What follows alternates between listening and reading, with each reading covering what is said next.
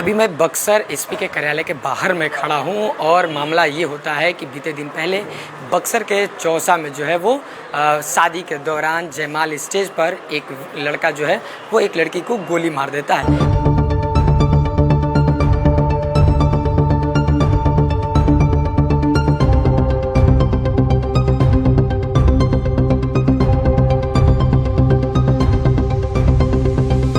बाद उसकी हालत जो है वो नाजुक हो जाती है। फिलहाल उस मामले में उस व्यक्ति की जो है वो गिरफ्तारी हो गई है। गिरफ्तारी करने के बाद जो है वो मीडिया कर्मियों के समक्ष जो है वो एसपी उसे पेश भी किए।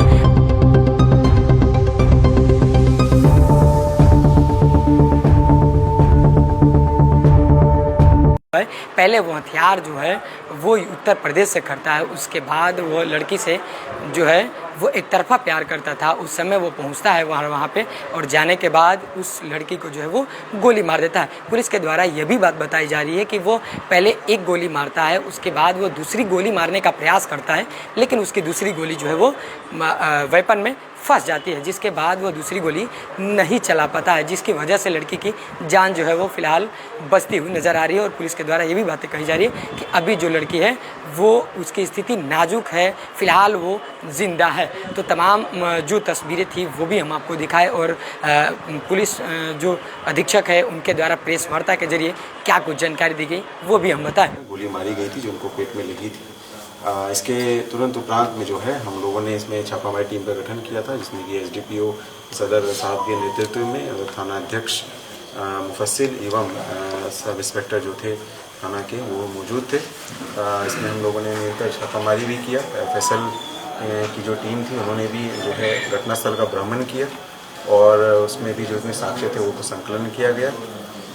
रिपीटेड छापामारी के क्रम में ही हम लोगों ने जो है उपलब्धि जो है हासिल की है, जिसमें कि जो मेन एक्यूज था जिसका नाम था दीनबंधु चौधरी, जो कि मुफस्सिल के ही थाना क्षेत्र के वहीं पे ही जो मोहल्ला था वहीं पे ही पड़ोसी था इनका, जो बेसिकली जो पीड़िता है उनका पड़ोसी जो था, और वहीं इसमें जो मेन घटना को कारित किया है और उसने अपनी भूमिका जो है स्वीकारी है।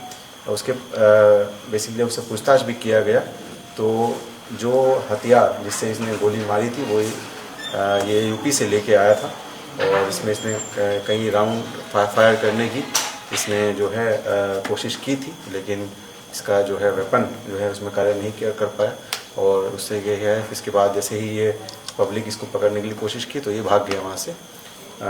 इसके पास से जो हथियार है वो भी रिकवर किया गया है और घटनास्थल से जो बरामद था जो खोखा है वो भी बरामद किया गया है।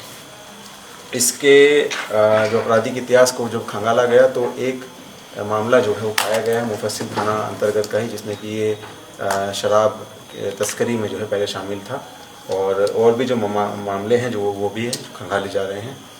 इसमें जो पूरा घटनाक्रम से लेकर गिरफ्तारी तक लगभग 20 घंटे में जो है से कम में ही जो है गिरफ्तारी जो है की गई है।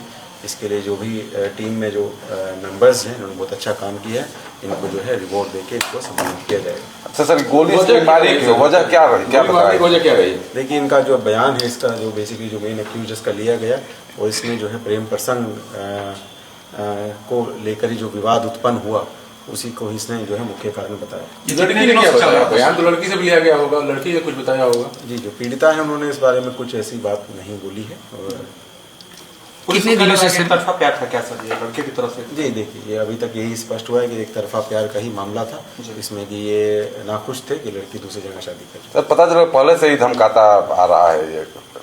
तो पहले से तो कोई ऐसे धमकाने की जो बात है हम लोगों को नहीं बताई गई है।